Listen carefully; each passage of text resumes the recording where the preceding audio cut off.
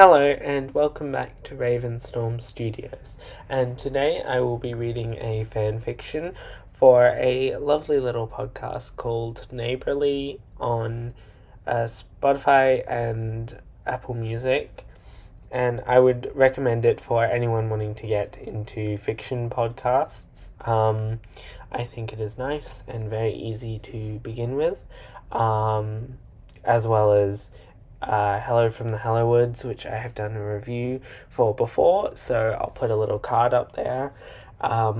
And also, Welcome to Night Vale and the Magnus Archives and all of that popular ones. Alright. So the fanfiction is called A Confession, and it can be found on AO3 by Mandilio. Sorry if I pronounced that wrong. And without further ado, let's begin. Jean Lorre has never been particularly important, nor particularly unimportant. Unlike some of its neighbours on Little Street, they aren't unknowable, and it doesn't change constantly. In fact, if you ask those who bother to make note of it, they could probably tell you where they are at any given moment, because Jean is a creature of habit, and doesn't really hide those habits. It has gone from a child who went to school and came home to hide away in fiction, to an adult who goes to work and comes home and does the same. It occasionally left to get things like groceries and toiletries, because human life necessitates such excursions, but they prefer to simply stay inside when they can. The house that it resides in on Little Street is nice. Its Queen Anne style and warm yellow paint remind them of the sort of houses they passed when it was younger and wanted to live in. Back then, it would have called houses like this one castle-esque, and only really wanted to live there because the tower looked like they would have a nice little reading nook in them where you could sit and take in the sun as you disappeared into whatever fantasy your brain made up. Now, they do just that quite frequently, which is probably part of the reason why their neighbours could tell you where they are at any given time. It is hard to think someone isn't home if you can see them in the window engrossed in some book or video game. I suppose you'll be wanting the number of this house, and I would gladly give it, but, well, there isn't a number. The house has a number, of course, but where the number should be, there is now simply the letters N and A separated by a slash. Naturally, you would then think to look for the numbers of the houses next to it, to decipher what number it had once been marked with. But doing so provides little answers, as while, yes, it is certainly on Little Street, it seems to shift between the different houses, so placing where it belongs is a rather arduous task, which makes both getting mail and having visitors over who aren't used to the oddness that permeates Little Street a nightmare, but that is purposeful and was done out of love, because the castle-esque house cares for its resident very dearly, like a parent would their child, though Jean had only moved there as an adult. Given all these details I've given of this person, you might imagine there would be little in the way of exciting tales of them, and you would be correct. Its life is very ordinary, and they like it that way. They're scared of a lot of things, and entirely too willing to contort themselves to ensure that situations go smoothly. It has to do that less now that they are on Little Street. As strange as the place is, it is rather more accepting of people being themselves than other places in the world. There are still tales to be told, though, such as the story of when the house's number changed from a real number to not applicable. That is not the story I will be telling you at this moment, but you could perhaps make assumptions as to why, based on the story I will be telling you. about this rather ordinary person. As often is the case, the day starts for Jean with the sound of its coffee machine gurgling at 5 in the morning. On school days, this early wake-up time is necessary, but this day the school nearest Little Street was not open, so it was more for the sake of not feeling horrible come the next work day. The wooden floor was warmer than it should be in the morning when their bare feet met it, but the Castlesque house was always warm, save for when it grew late, and its resident needed the nudge of being cold to wrap itself up in blankets and fall asleep. After brushing its teeth, they didn't always, but did today, because it didn't. When it didn't, the pipes were louder than normal, and if they're going to stay inside all day, it would just be annoying. It heads downstairs and pours itself a cup of coffee before settling into their little reading nook with their phone. Of the many notifications that had popped up in the time between them going to bed and waking up, there is only one that really mattered. One of its older sisters had messaged them. A cold chill ran through both the house and the resident when they saw it. I feel you'll take that the wrong way, dear listener. Don't think that Jean dislikes its sisters. That just isn't true. Jean loves all of their sisters dearly. It has even had one of them over to the little Castlesque house, though only once, shortly after it moved here. It's just that most of them are unaware of certain parts of its identity, and the ones that are aware don't really understand. It certainly doesn't help the situation that in fear of their reaction and perhaps losing their good opinion or love, Jean simply allows them to continue to think of it as someone they haven't been for a long time.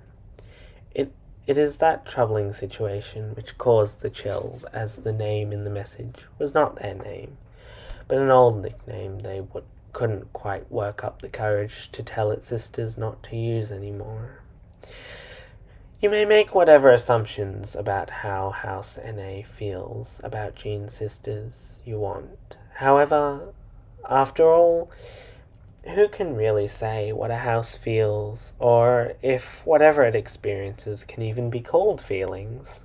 I know, I told you it cares for Jean, and that would imply it is capable of emotions. But it is not human, and to think the way it cares for its resident fits into any human experience would be wrong.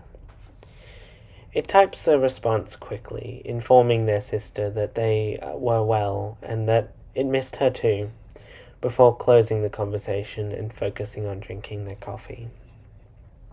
Mornings on Little Street are widely the same.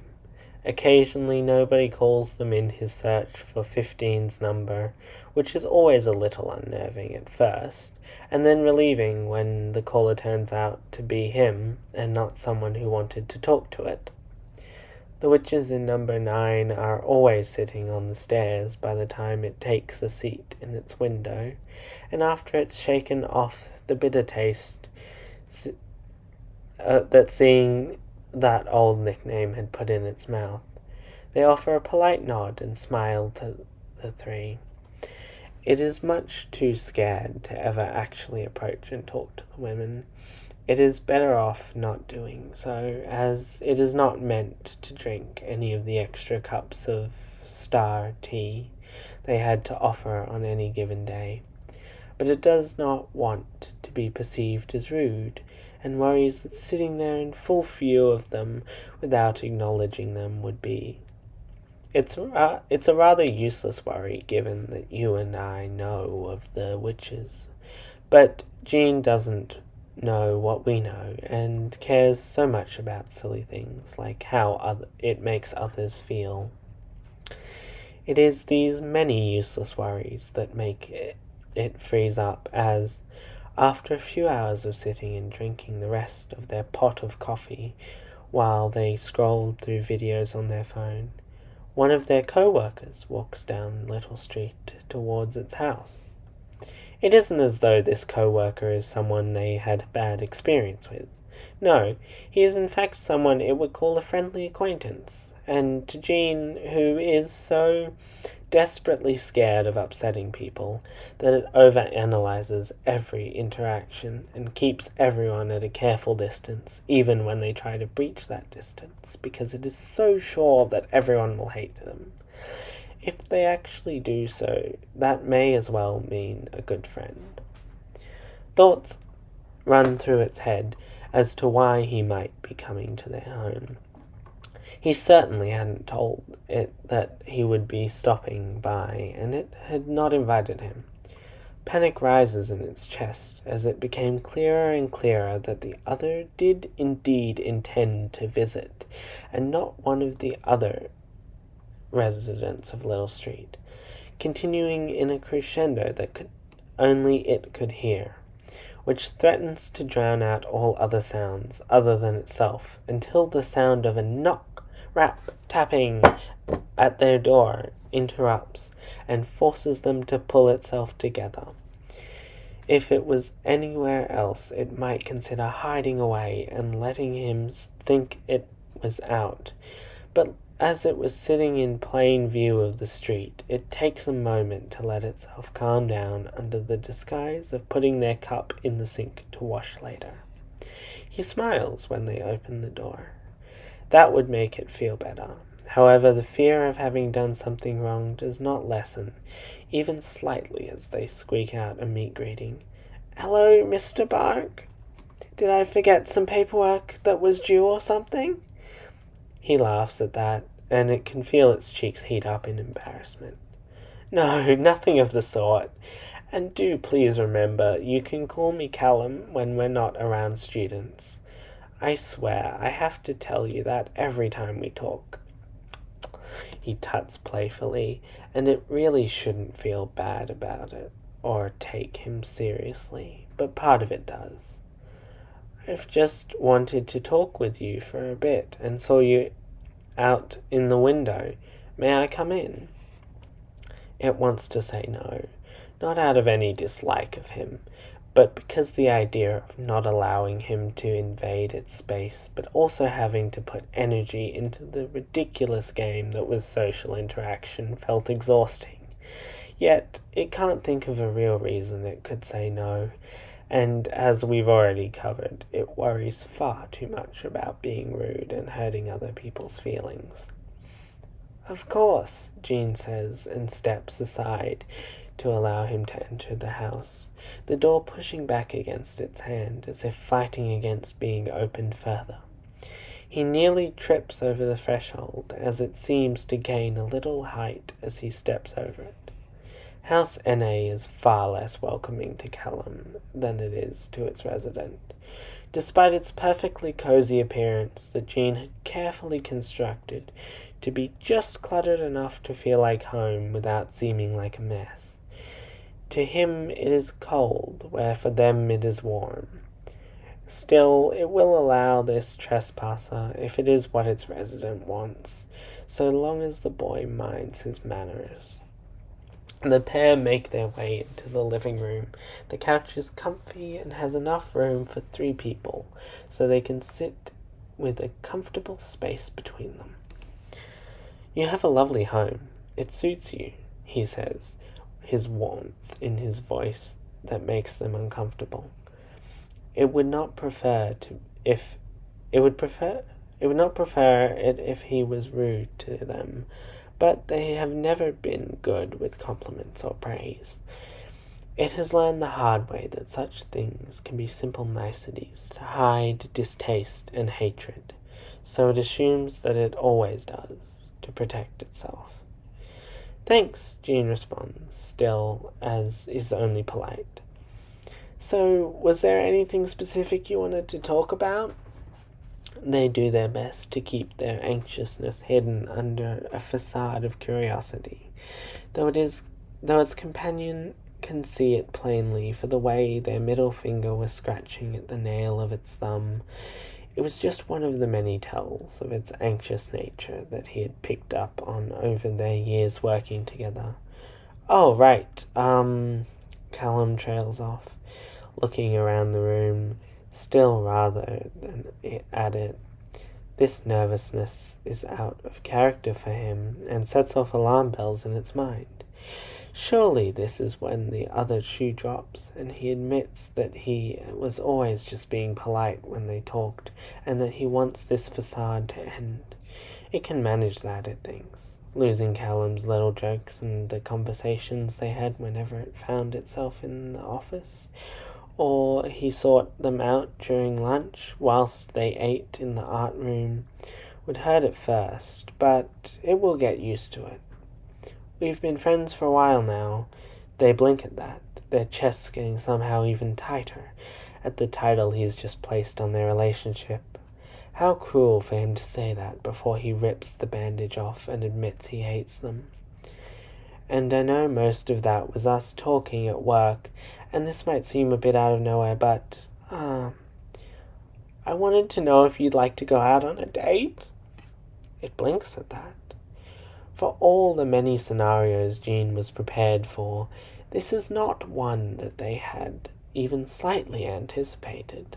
They stare at him, searching for any hint that this confession was some sort of joke at their expense, for perhaps a bit too long as Callum's face grows flushed. There's no pressure or anything. If you'd prefer, we can forget all about this and just stay friends. He's given them an easy out, but also somehow made the fact he did like it, and this was not a joke, seem real in Jean's head.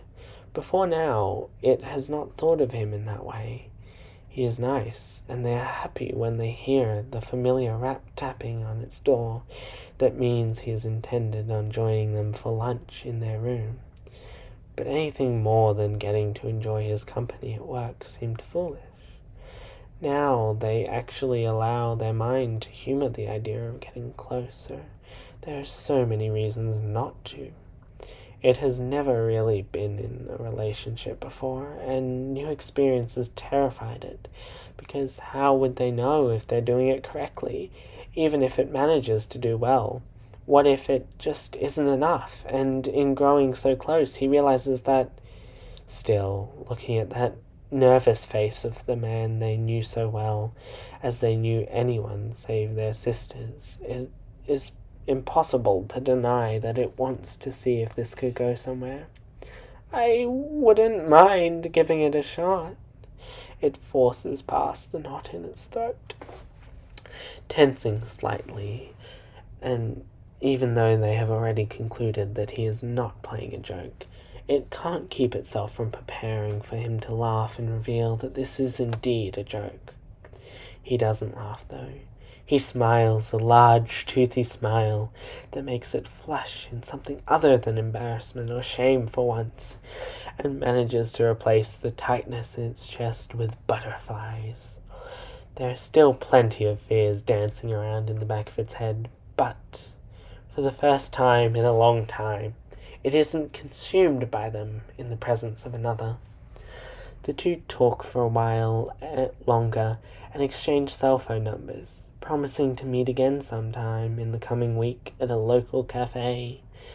Then Jean is left alone again, in the comforting warmth of House N.A. They curl up with the book they've already read many times over, and a blanket in their window nook, and let itself fall into a cozy, half-awake state, after using so much energy. Tomorrow they have work, and will once again be pulled from the cozy safety of their home, forced to play the bizarre game that is human social interaction. Then they will come home and hide away again like they always do, if occasionally they leave the safety of their home for a date rather than to buy necessities. Is it really that different? And that is the end of the fanfic. Thank you for listening, and I hope you enjoyed my reading.